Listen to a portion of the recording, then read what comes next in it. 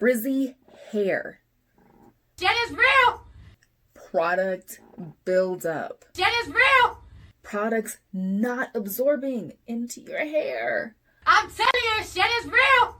These are all symptoms of low porosity hair.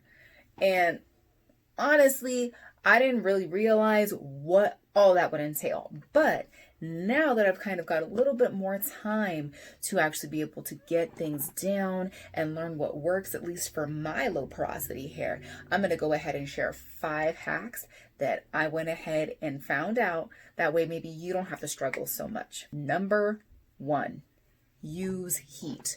Look, This is really hot. I know heat has got such a horrible rap, especially within the natural hair community, but it's not necessarily bad.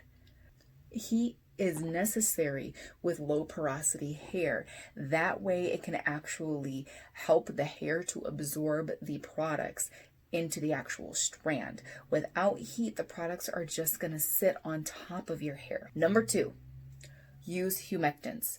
Most of the time, if you have low porosity hair, humectants actually work really, really well with your hair, and your hair responds to them. Now, I'm not saying, just let your soul go. But I mean, it really, really works with your hair, and it helps to be able to absorb the moisture that's in other products or in the air. Number 3, apply products when your hair is damp or wet. And a step further than that, make sure you're using warm or hot water. So a lot of people apply their leave-in while they're in the shower,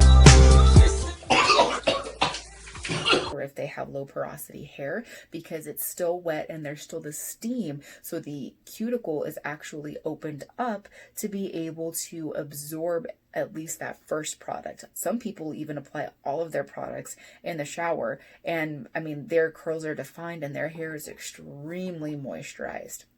Number 4, avoid product buildup. Look, I know that you might be tempted to just slather products on and just, do refresh, wash and go 3 weeks in and, think that your hair's going to look great. But continuing to do that and just having all of that product building up on your hair, it's not actually going to help any of those products that you're applying absorb into your hair. And finally, number 5, shampoo your hair, girl. Nope. Look, I know sulfates, they're supposedly really bad, but when you have low porosity hair, shampoo is actually necessary. It's one of those steps that can help to not only clarify and remove those products that are building up on your hair in the tip that I provided just a moment ago, but they actually help the cuticle to raise. When you are dealing with porosity in hair, high porosity hair tends to respond to things closing it. So like apple cider vinegar rinses and things like that, cold water to help close the cuticle. When you have low porosity hair, your hair will probably respond more to things that are higher in pH. Things like baking soda. Look, I've never done the baking soda relaxer.